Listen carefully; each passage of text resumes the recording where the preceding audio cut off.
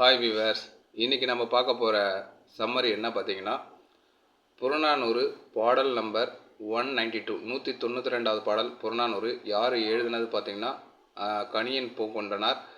இந்த தமிழ் பாடலை நம்ம பார்க்க போகிறோமான்னு கேட்டிங்கன்னா இல்லை. இந்த தமிழ் பாடலில் புறநானூறுங்கிற இந்த தமிழ் பாடலை, அதுவும் 192வது பாடலை டிரான்ஸ்லேட் பண்ணியிருக்காங்க இங்கிலீஷில். யார் ஆத்தர் பார்த்தீங்கன்னா ஏகே ராமானுஜம் அப்படிங்கிறவர் இந்த ஒர்க்கை டிரான்ஸ்லேட் பண்ணியிருக்காரு இங்கிலீஷில். ஸோ அந்த டிரான்ஸ்லேஷன் எப்படி பண்ணியிருக்காரு, அந்த டிரான்ஸ்லேஷன் ஒர்க் எப்படி இருக்குன்னு தான் பார்க்க போகிறோம். இந்த தமிழை எப்படி டிரான்ஸ்லேட் பண்ணியிருக்காரு அப்படிங்கிற விஷயம் தான் பார்க்க போகிறோம். வாங்க பார்க்கலாம். ஃபஸ்ட்டு தமிழில் படிக்கிறேன் ஒவ்வொரு லைனுக்கும், அதுக்கு எப்படி இங்கிலீஷில் அவர் எழுதுறாருன்னு பார்க்கலாம். ஓகேங்களா? இதோ பாருங்கள். ஃபஸ்ட்டு யாதும் ஊரே யாவரும் கேளீர் அப்படிங்கிறாங்க. ஸோ அதுக்கு என்ன இங்கிலீஷில் சொல்லியிருக்காரு பார்த்தீங்கன்னா, டிரான்ஸ்லேட் எப்படி பண்ணியிருக்கா பார்த்தீங்கன்னா, எவ்ரி டவுன்ஸ் அவர் ஹோம் டவுன், எவ்ரி மேன் அவர் கிங்ஸ் மேன் அப்படிங்கிறாரு. அதாவது எல்லா நாடும், எல்லா ஊரும், எல்லா மக்களும் நமக்கு உறவினர்கள் தான், அண்ணன் தம்பி தான், எல்லாருமே சொந்தக்காரங்க தான் அப்படிங்கிற மாதிரி எவ்ரி டவுன்ஸ் அவர் ஹோம் டவுன், எவ்ரி மேன் அவர் கிங்ஸ் மேன் அப்படின்னு சொல்லி யாதும் ஊரே யாவரும் கேளீர் அப்படிங்கிற மாதிரி ஃபர்ஸ்ட் லைனில் டிரான்ஸ்லேட் பண்ணியிருக்காரு. அடுத்த லைனில் எப்படி டிரான்ஸ்லேட் பண்ணியிருக்காரு பார்த்தீங்கன்னா, தீதும் நன்றும் பிறர் தர வரா அப்படிங்கிற மாதிரி ரெண்டாவது லைன் சொல்லியிருக்காரு தமிழில். அதை இங்கிலீஷில் எப்படி சொல்லியிருக்காங்க பாருங்கள். குட்டு, தீதும்க்கு குட்டு, ஈவிலுக்கு தீதும் அப்படின்னு சொல்கிறதுக்கு ஈவில், நன்றுங்கிறது குட்டு. ஓகேங்களா? ஸோ இந்த ரெண்டு விஷயத்துக்கு சொல்லியிருக்காரு பாருங்க. அதை எப்படி இங்கிலீஷில் டிரான்ஸ்லேட் பண்ணி பாருங்க. Good and evil happen not because of others அப்படிங்கிற மாதிரி டிரான்ஸ்லேட் பண்ணியிருக்காரு. என்ன பொருள் அப்படின்னு பார்த்தீங்கன்னா, நல்லது கெட்டது வெளியாட்கள் மூலமாக நம்மளுக்கு வரதில்லை, நமக்கு நாமே ஏற்படுத்திக்கக்கூடிய ஒரு விஷயந்தான் இந்த நல்லது கெட்டது அப்படிங்கிறது தான் தமிழ் அர்த்தம். இதோட பொருள். ஆனால் இங்கிலீஷில் ஒரு எப்படி டிரான்ஸ்லேட் பண்ணியிருக்காங்கன்னா, good and evil happen not because of others அப்படிங்கிறாரு. அடுத்தது மூணாவது பார்த்தீங்கன்னா, பெயின் அண்ட் தமிழில் படித்தேன்னா, நோதலும் தனிதலும் அவற்றன அப்படின்னு சொல்கிறாரு. மூணாவது லைன் நோதலும் தனிதலும் அவற்றன அப்படிங்கிறாரு. அதாவது குட் அண்ட் ஈவில் அப்படிங்கிற மாதிரி வாழ்க்கையில் நம்ம லைஃப்பில் பெயின் அண்ட் ரிலீஃப், அதாவது வருத்தப்படுறதும் அந்த வருத்தத்துலேருந்து வெளிப்படுறதும் சரி. ஓகேங்களா? வருத்தப்பட்டுட்டு கொஞ்சம் நேரம் கழிச்சு வெளிப்படுறதும் சரி, அதுலேருந்து ரிலீவ் ஆகிறதும் சரி. ஸோ ரெண்டுமே நம்ம கையில் தான் இருக்குது, நம்மளை டிபெண்டாக தான் இருக்குது. வெளியிலேருந்து ஒரு ஆள் நம்மளுக்கு செய்யணும், சூனியம் வைக்கணும் அப்படிங்கிறதுலாம் இல்லை. நம்ம லைஃப் நம்ம கையில் தான் இருக்குது அப்படிங்கிற மாதிரி சொல்கிறாரு. அதுதான் நோதலும் தனிதலும் அவற்றன அப்படிங்கிறதுக்காக pain and relief happen on their own அப்படிங்க சொல்கிறாரு. அடுத்தது என்ன சொல்ல போனால், சாதலும் புதுவது அன்றே அப்படிங்கிறாரு. அதுக்கு என்ன சொல்கிறாரு இங்கிலீஷில் பார்த்தீங்கன்னா, dying is not something unknown அப்படிங்கிறாரு. Dying is not something unknown, அதாவது இறப்புங்கிறது நம்ம வாழ்க்கையில் புதுசான ஒரு விஷயம் கிடையாது. நம்ம எப்போ பிறக்கிறோமோ அப்பயே இறப்பு அப்படிங்கிற விஷயம் எழுதப்பட்டு விட்டது அப்படிங்கிற விஷயம் நம்ம நல்லாவே தெரிஞ்ச விஷயம் தான். அது புதுமையெல்லாம் கிடையாது அப்படிங்கிற மாதிரி சொல்கிறது தான் சாதலும் புதுவது அன்றே அப்படிங்கிற மாதிரி சொல்கிறாரு. அடுத்தது என்ன சொல்கிறாரு பார்த்தீங்கன்னா, வாழ்தல் இனிது என மகிழ்ந்தென்றும் இளமை, முனிவின் இன்னது என்றாலும் இளமை அப்படிங்கிற மாதிரி ஒரு வார்த்தையை சொல்கிறாரு.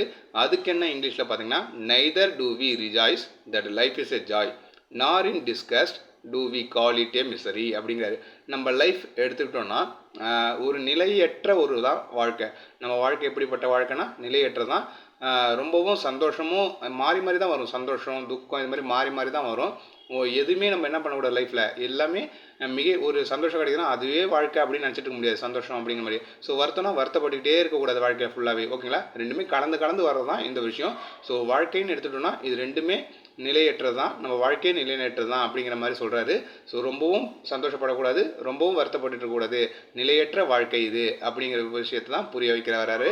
அதுக்கு தான் என்ன சொல்கிறாருன்னா, இனிது என மகிழ்ந்தனும் இளமே, முனிவின் இன்னது என்றாலும் இளமே அப்படின்னு சொல்லிட்டு இங்கே இங்கிலீஷில் neither do we rejoice that life is a joy, nor in disgust do we call it a misery. ரொம்பவும் வருத்தம் கிடையாது, ரொம்பவும் வருத்தப்படக்கூடாது, ரொம்பவும் சந்தோஷமாக இருக்கக்கூடாது. வாழ்க்கைங்கிறது நிலையற்றது அப்படிங்கிற மாதிரி, லைஃப்பில் ரெண்டுமே இல்லை அப்படிங்கிற மாதிரி சொல்கிற வராரு இந்த இடத்துல டிரான்ஸ்லேட் பண்ணி. அடுத்தது என்ன சொல்ல வராரு பார்த்தீங்கன்னா, தமிழில் படிக்கும்போது, மின்னோடு வானம் தன் துளித்தலை ஆனது, கல் பொருது இறங்கும் மல்லல் போர் யாற்று, நீர் வழிபடுவும் புனைப்போல் ஆறுயிர் முறை வழிபடும் என்பது திறவோர் அப்படிங்கிற மாதிரி.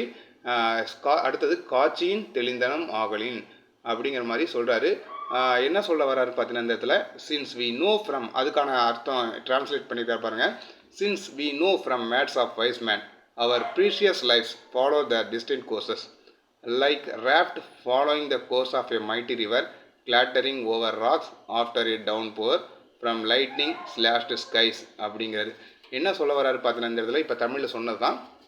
ஒரு மழை பெய்யுது, இடியுடன் கூடிய ஒரு மழை பெய்யுது. அந்த மழை பெய்யும் போது பார்த்தீங்கன்னா அது என்ன பண்ணால் பாறை அந்த மலை மேலே விழுந்து மலையிலேருந்து அருவியாக அந்த நீர் வந்து அந்த அருவி ஒரு எப்படி சொல்கிறது, அந்த அருவி வந்து ஒரு பெரிய ரிவராக மாறுது, ரிவராக ஓடுது. அந்த ரிவர் பார்த்திங்கன்னா நிறையா கல் முள் எல்லாத்தையும் தாண்டி வரும். நிறையா பயங்கர ஃபோர்ஸாக போகும்போது என்ன ஆகும்னா மைட்டி ரிவராக இருக்கும். நல்லா ஃபோர்ஸாக போகும்போது கல்லெல்லாம் மோதி சவுண்டெல்லாம் எழுப்போம். ஸோ அந்த மாதிரி எழுப்பிக்கிட்டு சவுண்ட் எழுப்பிக்கிட்டு அந்த ரிவர் போய்கிட்டு இருக்கு. அது மேலே ஒரு தெப்பம் மிதந்து போயிட்டுருக்கு. அந்த தெப்பம் பார்த்திங்கன்னா அந்த நீர் போகிற வழியிலே அந்த தெப்பம் போயிட்டுருக்கும். ஓகேங்களா? அதே போல் தான் மனுஷ வாழ்வும் நம்ம லைஃப்பும் அதே போல் தான் அவர் ப்ரீஷியஸ் லைஃப்ஸ். ஓகேங்களா? அந்த நம்ம லைஃப்பும் நம்ம வாழ்க்கையும் நம்ம உயிரும் எல்லாமே பார்த்திங்கன்னா அந்த ரிவரில் ஓடக்கூடிய தெப்பம் எப்படி போதோ அதே போல் நம்ம லைஃப்பும் பார்த்திங்கன்னா எப்படி போவோம், அந்த நீரோட்டம் மாதிரியே நம்ம லைஃப் போயிட்டுருக்கோம். யாராலையும் நம்ம லைஃப்பை நம்மளாலேயும் நம்மளை கண்ட்ரோல் பண்ண முடியாது. நம்ம லைஃப்பை அது எப்படி போதோ, கடவுள் எப்படி நம்ம விதியை படைச்சானோ அது போக்கில் அந்த ரிவர் போல் போயிட்டுருக்கும் அப்படிங்கிற மாதிரி சொல்கிறதுக்கு தான். இது யாருக்கு தெரியும்னா நல்ல அறிவு அறிந்த அறிஞர்களுக்கு இந்த விஷயம் நல்லாவே தெரியும். அவங்க நமக்கு என்ன பண்ணியிருக்காங்கன்னா சொல்லி விட்டுட்டு போயிருக்காங்க. அதுதான் since we know from mats of wise man. நம்ம என்ன அந்த அறிவு கற்ற அந்த சான்றோர்களின் வாழ்க்கை முறை நம்ம பார்க்கும் போதே தெரியும். அவங்களும் நம்மளுக்கு நிறையா சொல்லி தந்துட்டு போயிருப்பாங்க. அந்த சான்றோர்கள்லாம் வாழ்க்கை இப்படி தான்ப்பா, நிலையற்றதுப்பா, வாழ்க்கைங்கிறது ஒரு நதி போல், அந்த நதியில் ஓடக்கூடிய தெப்பம் போல் அது போயிட்டே தான் இருக்கும் நம்ம வாழ்க்கையும் அப்படிங்கிற மாதிரி விஷயம் அவங்களுக்கு தெரிஞ்சிருக்கும். அதன்படி தான் நம்ம வாழ்க்கையும் வாழ்ந்துட்டுருக்கோம். ஓகேங்களா? அதை தான் இங்கே சொல்ல வராரு. Since we know from mats of wise men our precious life follow the destined course like raft following the course of a mighty river, clattering over rocks after a downpour from lightning slashed skies அப்படின்னு இந்த வார்த்தையை சொல்ல வர்றாரு. ஓகேங்களா? இந்த ஒரு விஷயம் வாழ்க்கையில் தெரிஞ்சு தெளிவோடு இருக்கக்கூடிய அந்த மூதாதையர்கள் நம்மளுக்கு சொன்னதுனால அவங்க என்ன சொல்கிறாங்கன்னு பார்த்தீங்கன்னா அதனால் பார்த்தீங்கன்னா we are not impressed by the mighty, even more we don't scorn the lowly too. அதாவது யாராவது உயர்ந்தவங்களை பார்த்தா அவங்க ரொம்ப பெரியவங்கப்பா, ரொம்ப அறிவாளிப்பா, ரொம்ப பெரிய ஆளாக இருப்பார் போல அப்படிங்கிற மாதிரி நம்ம வியந்து பார்க்கவும் வேண்டாம். அதே மாதிரி நம்மளோட கீழே ஒருத்தன் எக்கனாமிக்காக வீக்காக இருக்கானா அவனுக்கு கீழே இருக்கிறவனையும் அவனையும் நம்ம என்ன பண்ணலாம், இகழ்ந்து பார்க்கணும்னு அவசியம் இல்லை. ஒருத்தனை ஆச்சரியப்பட்டு பெரியவனாகவும் பார்க்கக்கூடாது, ஒருத்தனை கீழே இருக்கிறவனும் இகழ்ந்தும் பார்க்கக்கூடாது. லைஃபுங்கிறது நம்ம கண்ட்ரோலே கிடையாது, நிலையேற்றது அப்படிங்கிற மாதிரி இங்கிலீஷில் டிரான்ஸ்லேட் பண்ணியிருக்காரு. We are not impressed by the mighty. நம்மளோட பெரியவங்கப்பா, பெரிய பணக்காரன்ப்பா அப்படின்னு சொல்லி நம்ம அவங்கள பார்த்து வியக்கவும் வேண்டாம். வாழ்க்கைங்கிறது என்ன, நிலையேற்றது. அதுதான் சொல்கிறது. அந்த even more we don't scorn the lowly too. நம்ம கீழே இருக்கிறவனையும் பார்க்கும்போது அவனையும் இழந்து பேசக்கூடாதுப்பா. லைஃப் நம்ம கண்ட்ரோல்லே இல்லை. அது எப்படி அந்த நதியில் ஒரு தெப்பம் அது போக்கில் இடிச்சுக்கிட்டு போதோ அதே போல் நம்ம லைஃப்பும் நிலையற்று என்னது போயிட்டே தான் இருக்குது, அது போக்கலை அப்படிங்கிற மாதிரி சொல்லி முடிக்கிறாரு. இதுதான் புறநானூறு 192வது பாடலில் நம்ம ஏகே ராமானுஜம் டிரான்ஸ்லேட் பண்ணியிருக்காரு. தேங்க்யூ ஃபார் வாட்சிங் மை வீடியோஸ். மறக்காமல் சப்ஸ்கிரைப் பண்ணுங்கள் நம்ம சேனலை.